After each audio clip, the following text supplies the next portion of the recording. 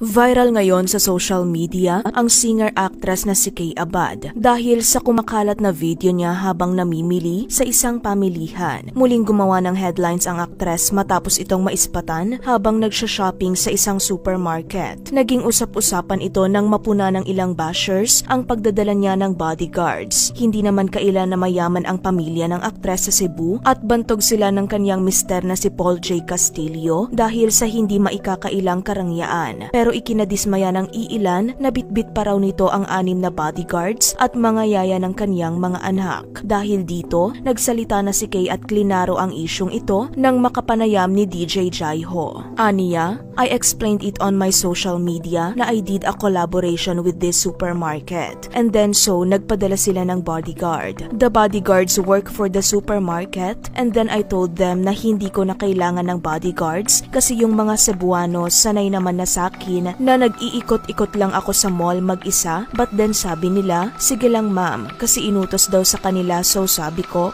okay. So yung nag-viral hindi po sa akin yung bodyguards na yun, sa supermarket po. Aniya pa sa kanyang Instagram story, I'm always alone when I do my groceries or sometimes kasama ko ang kids, pero walang bodyguards, mga chismosa kayo ng tao.